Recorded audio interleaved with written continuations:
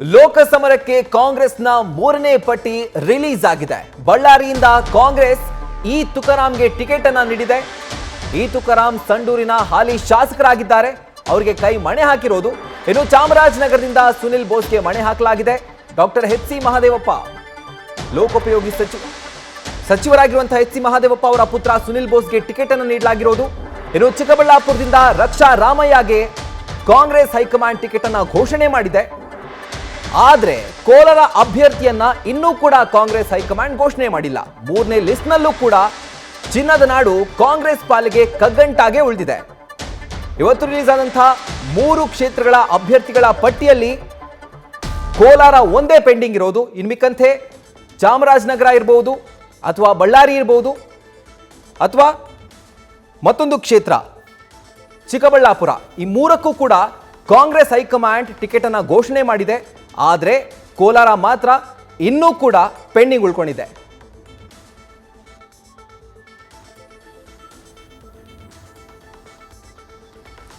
So ಬಳ್ಳಾರಿಯಲ್ಲಿ ಈ ಒಂದು ಟಿಕೆಟ್ ಘೋಷಣೆಯಿಂದ ಶ್ರೀರಾಮುಲು ವರ್ಸಸ್ ಇ ತುಕಾರಾಂ ಇವರ ಫೈಟ್ ಹೈ ವೋಲ್ಟೇಜ್ ಫೈಟ್ ಆಗಿದೆ. ಉಗ್ರಪ್ಪನವರು ಟಿಕೆಟ್ನ ನಿರೀಕ್ಷೆಯಲ್ಲಿದ್ದರು, ಆದರೆ ಅವ್ರಿಗೆ ಸಿಕ್ಕಿಲ್ಲ.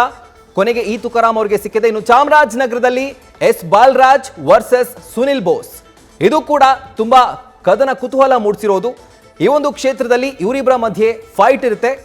ಸುನಿಲ್ ಬೋಸ್ ಅವರು ಸಚಿವ ಡಾಕ್ಟರ್ ಎಚ್.ಸಿ. ಮಹದೇವಪ್ಪ ಅವರ ಪುತ್ರ ಆಗಿದ್ದಾರೆ. ಇನ್ನು ಚಿಕ್ಕಬಳ್ಳಾಪುರದಲ್ಲಿ ರಕ್ಷಾ ರಾಮಯ್ಯ ಇವರು ವರ್ಸಸ್ ಡಾಕ್ಟರ್ ಕೆ ಸುಧಾಕರ್.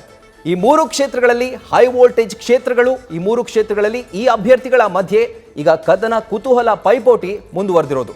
ಇದ್ರ ಬಗ್ಗೆ ಹೆಚ್ಚಿನ ಡೀಟೇಲ್ಸ್ ಕೊಡೋದಕ್ಕೆ ನಮ್ಮ ಪ್ರತಿನಿಧಿ ಹರೀಶ್ ಈಗ ಫೋನ್ ಇನ್ ಸಂಪರ್ಕದಲ್ಲಿದ್ದಾರೆ. ಹರೀಶ್, 3 ಕ್ಷೇತ್ರಗಳಿಗೆ ಅಭ್ಯರ್ಥಿಗಳನ್ನ ಘೋಷಣೆ ಮಾಡಿದ್ದಾರೆ. ಆದರೆ ಕೋಲಾರ ಮಾತ್ರ ಇನ್ನೂ ಕೂಡ ಕಾಂಗ್ರೆಸ್ ಹೈಕಮಾಂಡ್ಗೂ ಕೂಡ ಕಗ್ಗಂಟಾಗಿ ಉಳಿದಿರೋದು. ಇನ್ನು ಎಷ್ಟು ದಿನ ಆದ್ಮೇಲೆ ಕೋಲಾರ ಬಿಕ್ಕಟ್ಟು ಬಗೆಹರಿಬಹುದು ಅಂತ?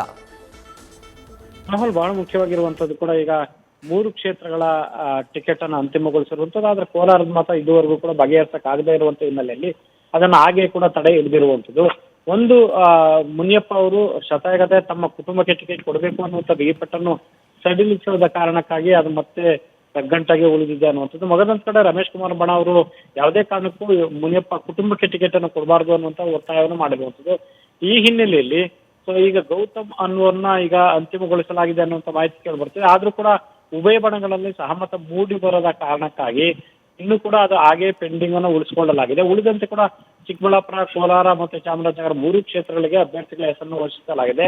ಚಿಕ್ಕಬಳ್ಳಾಪುರಕ್ಕೆ ರಕ್ಷಾ ರಾಮಯ್ಯವನ್ನ ಘೋಷಿಸಲಾಗಿದೆ. ಆದ್ರೆ ವೀರಪ್ಪ ಮೊಯ್ಲಿ ಮತ್ತು ಶಿವಶಂಕರ್ ರೆಡ್ಡಿ ಇಬ್ಬರು ಕೂಡ ತೀವ್ರ ಪೈಪೋಟಿಯನ್ನು ನೋಡಿದ್ರು. ಅಂತಿಮವಾಗಿ ಹೈಕಮಾಂಡ್ ರಕ್ಷಾ ರಾಮಯ್ಯಗೆ ಚಿಕ್ಕಬಳ್ಳಾಪುರಕ್ಕೆ ಮಣೆ ಹಾಕಿರುವಂತದ್ದು. ಇನ್ನು ಚಾಮರಾಜನಗರ ಲೋಕಸಭಾ ಕ್ಷೇತ್ರಕ್ಕೆ ಸಂಬಂಧಪಟ್ಟಂಗೆ ಮಹಾದೇವಪ್ಪ ಅವರೇ ಸ್ಪರ್ಧಿಸುವಂತೆ ಕೂಡ ಸಿಎಂ ಡಿಸಿಎಂ ಒತ್ತಾಯವನ್ನು ಮಾಡಿದ್ರು. ಆದ್ರೆ ಒಂದು ಹಂತದಲ್ಲಿ ಅದಕ್ಕೆ ತೀವ್ರ ವಿರೋಧವನ್ನು ವ್ಯಕ್ತಪಡಿಸಿದ್ರು. ತಮ್ಮ ಪುತ್ರನಿಗೆ ಟಿಕೆಟ್ಗೆ ಪಟ್ಟು ಹಿಡಿದಿದ್ರು. ಸೊ ಇದೀಗ ಪುತ್ರನಿಗೆ ಟಿಕೆಟ್ ಕೊಡಿಸುವಲ್ಲಿ ಮಹದೇವಪ್ಪ ಅವರು ಯಶಸ್ವಿಯಾಗಿದ್ದಾರೆ. ಇನ್ನು ಬಳ್ಳಾರಿ ಲೋಕಸಭಾ ಚುನಾವಣೆಗೆ ಸಂಬಂಧಪಟ್ಟಂಗೆ ಅಲ್ಲಿ ಮಾಜಿ ಸಂಸದರಾಗಿರುವಂತಹ ವಿ.ಎಸ್. ಉಗ್ರಪ್ಪ ಕೂಡ ಸಾಕಷ್ಟು ಪೈಪೋಟಿಯನ್ನು ಕೊಟ್ಟಿದ್ರು. ಅಂತಿಮವಾಗಿ ಶಾಸಕರಾಗಿರುವಂತಹ ತುಕಾರಾಂ ಅವರಿಗೆ ಟಿಕೆಟ್ ಅನ್ನ ಘೋಷಿಸಿರುವಂತದ್ದು. Rahul, right, thank you Harish ನಿಮ್ಮ ಡೀಟೇಲ್ಸ್ಗೆ. ನ್ಯೂಸ್ ಫಸ್ಟ್ ನಿರ್ಭೀತಿಯಿಂದ ನಿಮ್ಮ ಪರವಾಗಿ.